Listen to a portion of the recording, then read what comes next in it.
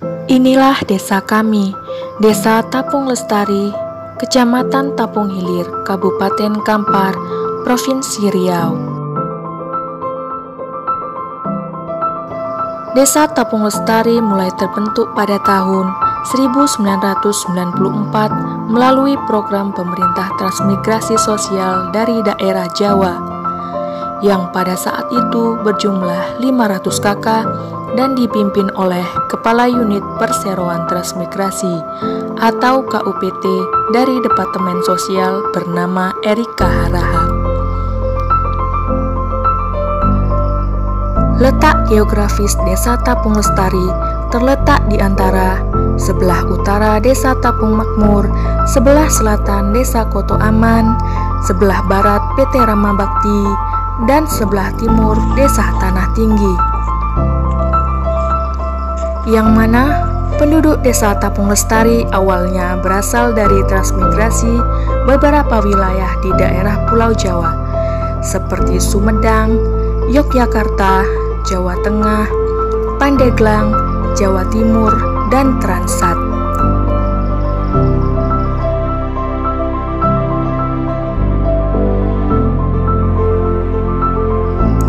Untuk mengulas lebih dalam tentang sejarah Desa Tapung Lestari, kami dari Pemuda Karang Taruna Tunas Bangsa Desa Tapung Lestari telah melakukan penelusuran kepada beberapa narasumber. Yuk kita simak beberapa penjelasan narasumber yang telah berhasil kami jumpai dan kami wawancarai.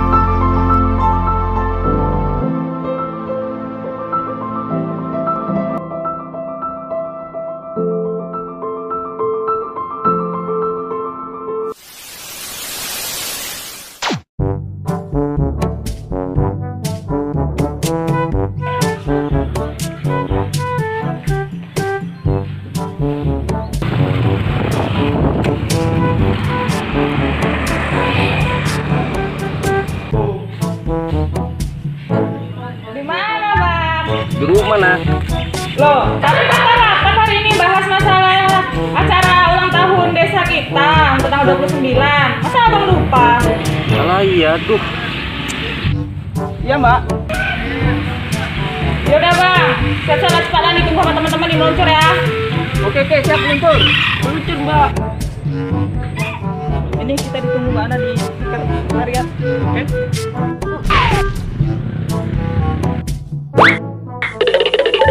A few moments later.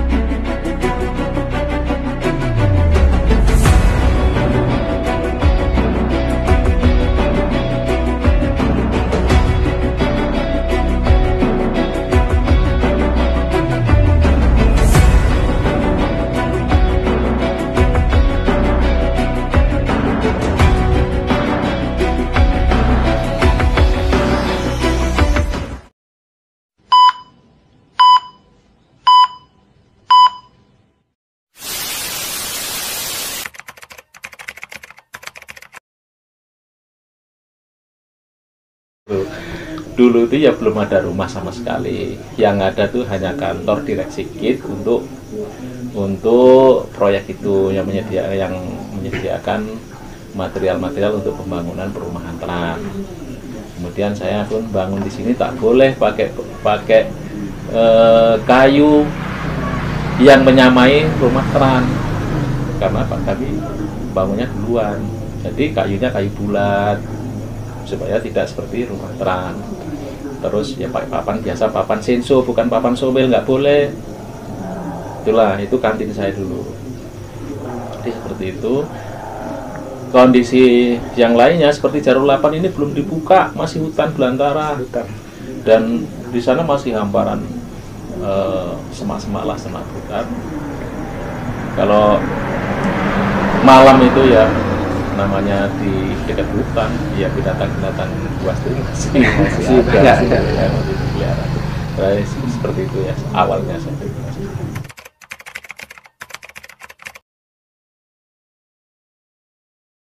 Setelah pembangunan selesai kan terus masuknya para warga transmigrasi.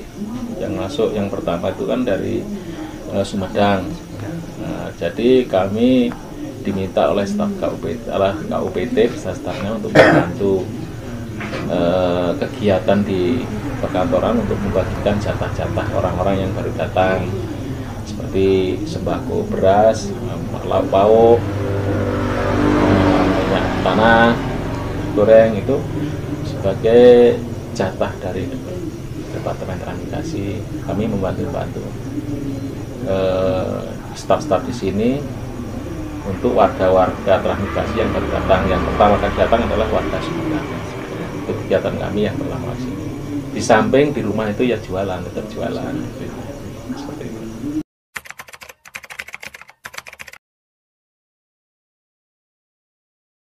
Zaman dulu itu kan kalau dari pendatangan ya itu tadi 28 Desember 94 kita datang kan yang pertama.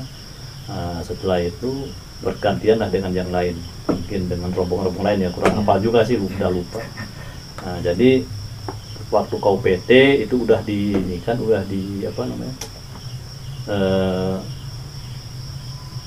dibentuk nama desa. Dulu kan desanya bukan Tapung Lestari, namanya Sumberjaya di awal itu. Makanya di sertifikat pekarangan itu pasti Sumberjaya namanya, semua pun Sumberjaya. Nah setelah PJS, kebetulan waktu itu kan Pak Srijono lah yang terangkat jadi PJS. Nah jadi zaman Pak Srijono itu dikumpulkan masyarakat, diubah menjadi Tapung Lestari. Ya, nama yang diberikan oleh transmigrasi dulu bukan Tapung Lestari. Kalau tidak keliru, seingat saya Sumberjaya. Ya, Sumberjaya dari transmigrasi.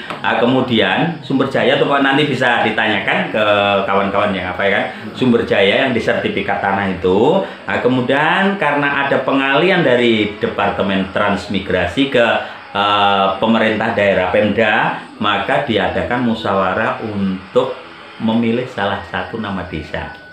Akhirnya disepakati nama desa itu adalah Tapung Lestari yang dipakai sekarang ini.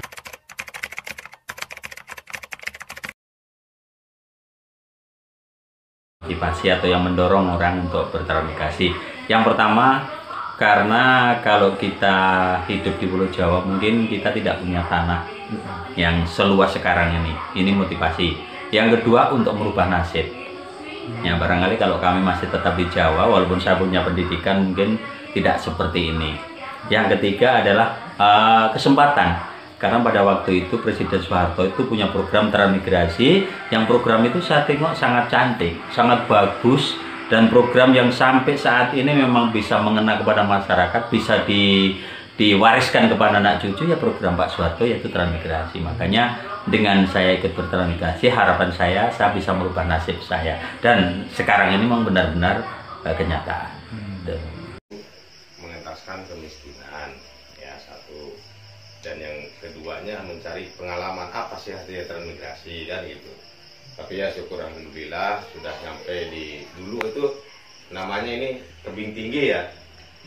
Nah dulu itu tebing tinggi, bahkan kami nama tebing tinggi itu takut dulu itu, karena takutnya itu jurang-jurang kan. Nah ternyata saya dibuang ke tebing tinggi, begitu masuk ke lokasi ya kayaknya mungkin kerasan gitu kan. Ya alhamdulillah sampai sekarang dari 1995 ya? 95 berarti dulu. Iya, 95 sampai sekarang saya masih berada di tebing tinggi.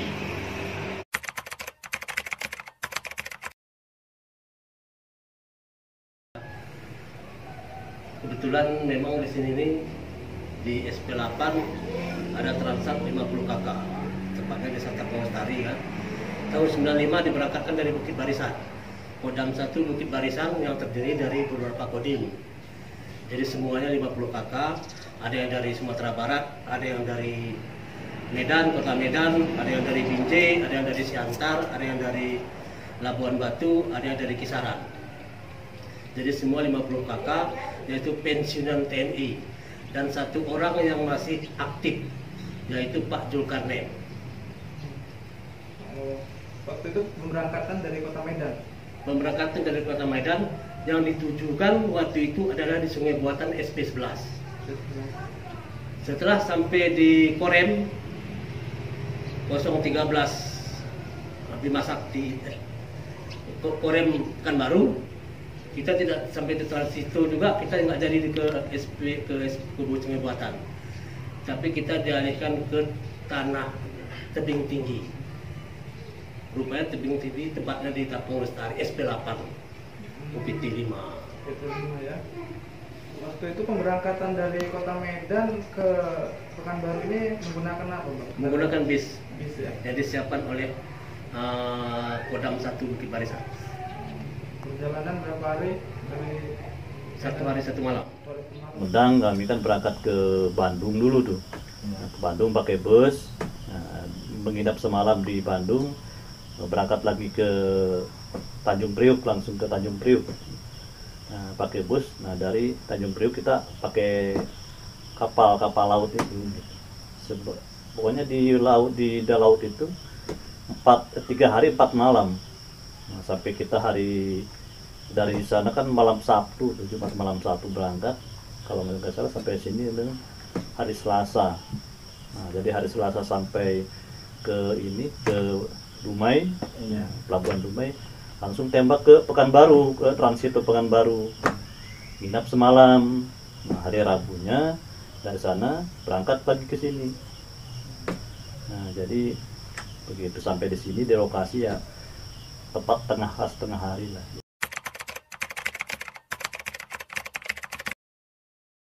Kami datang kemari itu istilahnya rumah itu hampir tidak nampak kan. Belakang rumah itu semua kayu. Nah, cuman kalau bahasa di sini kayu anggrung katanya kan. Ya, sempat saya itu begitu berjumpa rumah saya dulu kan rumah saya jalur 7 aslinya kan. Nomor 2 lah dari pinggir. Nah, itu karena di situ tunggul kayu itu kan tinggi-tinggi, pemotongannya itu ada yang 2 meter kan. Nah, begitu rumah saya itu kan ada semacam rayutan lah mekaninya kan. Begitu saya diundi jalan kaki kan sejauh 2 km lah mungkin dari kantor desa kan. Nah, ketemu rumah saya. Dulu nomor rumah saya itu 285 kalau nggak salah itu ya. Begitu saya itu membuka pintu, assalamualaikum, nggak tahu di situ ada sarang tawon. Jadi itulah saya kenangan sampai sekarang masih ingat. Nah, itu karena saya pintu tawon, gitu kan. Wah, ini ada apa kan gitu. Saya pun nggak berani lagi lari kan gitu karena ya namanya sudah diintuk tawon kan namanya kupikir apa gitu kan. Nah, itulah sejarah kami yang sampai sekarang masih teringat. Begitu buka pintu kena tawon kan gitu. Inilah sejarah baru gue bilang kan gitu. Kalau kondisi desa sih memang pada waktu ada yang udah lama dibikin, ada juga yang masih baru karena mungkin bertahap dalam pembuatan rumah itu. Kalau pas kami di sini sih memang dulu udah tahap awal pertama. Jadi kondisi rumah ya namanya rumah ton biasa kan. Cuman mungkin di situ udah lengkap adanya WC-nya ada. Terus bukannya kamar mandinya sudah ada, walaupun kamar mandi kan 2 rumah 1 itu sumurnya kan, nah dia harus bergandengan. Tapi ya mungkin namanya di peran awal ya kita pun maklumi, tapi dengan seperti itu mungkin pemerintah itu memang lebih memperhatikan dengan walaupun kita diperankan tapi tetap segala keperluan kebutuhan itu memang dilengkapi lah seperti itu.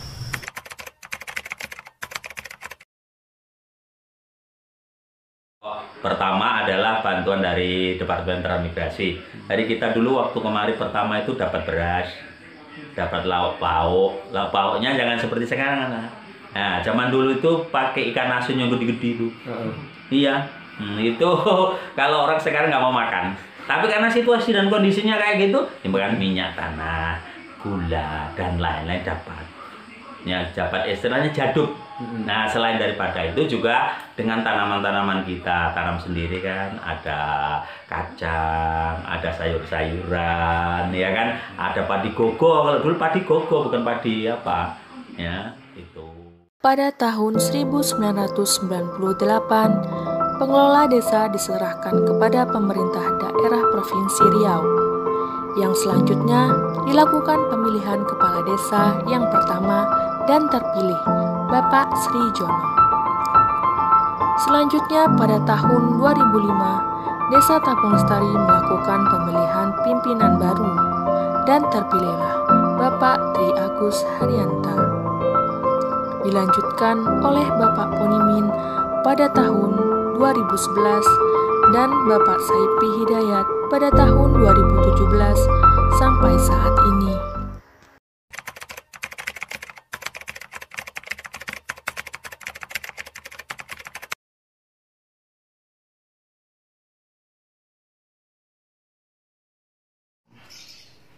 Harapan yaitu menjadi desa yang baik, desa yang harmonis, desa yang penuh dengan musyawarah, sehingga desa itu menjadi desa Baltatim Balikutu harapan. Ya kalau bisa itu satu, kekompakan masyarakat itu ada kalau bisa dijaga. Yang kedua itu masyarakatnya itu lebih sejahtera, gitu aja. Dan anak-anak muda itu harus kreatif lah.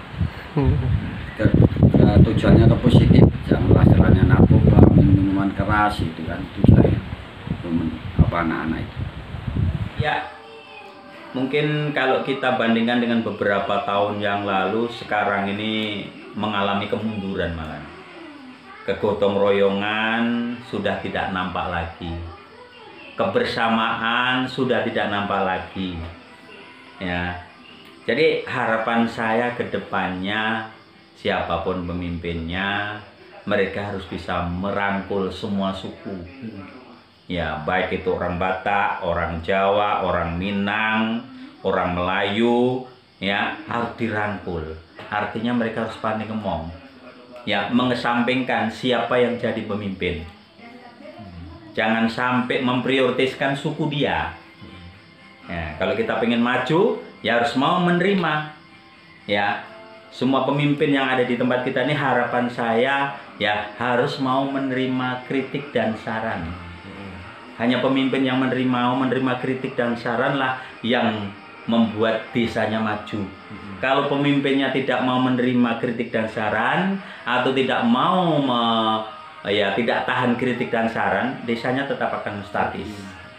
Ya, maka dari itu kedepannya ya harapan saya ya seorang pemimpin atau pemimpin di tempat kita ini, siapapun yang jadi harus bisa merangkul, harus bisa mengayomi, harus bisa berbuat yang terbaik.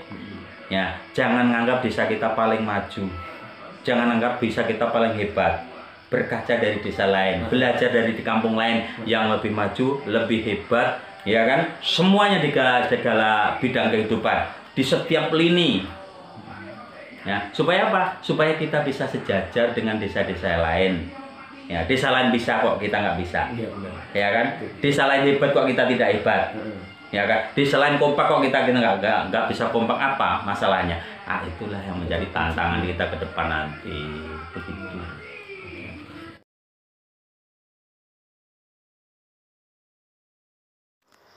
Tidak semua desa yang terbentuk melalui program transmigrasi bisa berhasil seperti desa kita ini.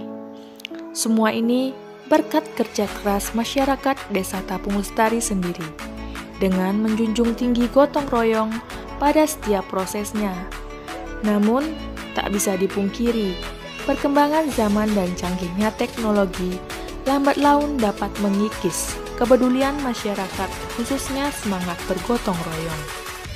Oleh karena itu, untuk menjadikan Desa Tapung Lestari ini menjadi desa yang lebih maju, mari kita bangkitkan kembali semangat gotong royong, khususnya untuk para pemuda sebagai generasi penerus untuk desa kita tercinta ini.